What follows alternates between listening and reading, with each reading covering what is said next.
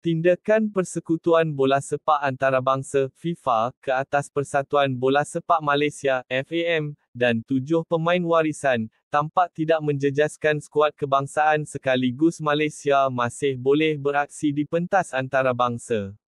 Perkembangan positif itu disahkan Setiausaha Agung Konfederasi Bola Sepak Asia (AFC), Datuk Seri Winsor Paul John ketika ditanya sama ada tindakan FIFA itu akan turut memberi tempias kepada skuad kebangsaan sedia ada. Pasukan Harimau Malaya tidak kena gantung, hanya pemain sahaja digantung. FAM juga tidak digantung kerana mengikut apa yang diputuskan FIFA, FAM hanya didenda dan hanya pemain yang digantung selama 12 bulan.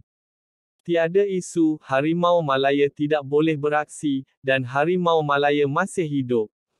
Buat masa ini, kita tunggu langkah seterusnya daripada FAM, kata Winsor.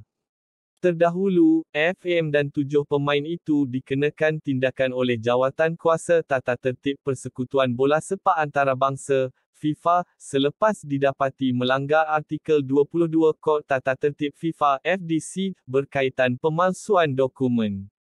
FIFA dalam kenyataannya memaklumkan, FAM didapati menyerahkan dokumen dipalsukan dalam urusan kesahihan kelayakan pemain bagi membolehkan mereka diturunkan dalam perlawanan rasmi. 7 pemain terbabit ialah Gabriel Palmero, Facundo Gas, Rodrigo Holgado, Emmanuel Machuca, Joao Figueiredo, John Irazabal dan Hector Havel yang beraksi buat negara dalam 2 perlawanan kelayakan Piala Asia 2027. Kesemua mereka beraksi ketika perlawanan kelayakan Piala Asia 2027 menentang Vietnam pada 10 Jun lalu, yang kemudian mengundang aduan rasmi kepada FIFA berhubung status kelayakan beberapa pemain berkenaan.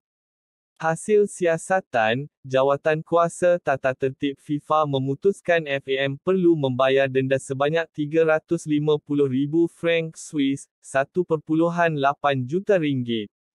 Setiap pemain pula dikenakan denda 2,000 franc Swiss, 10,560 ringgit, dan digantung daripada sebarang aktiviti bola sepak selama 12 bulan, berkuat kuasa serta-merta.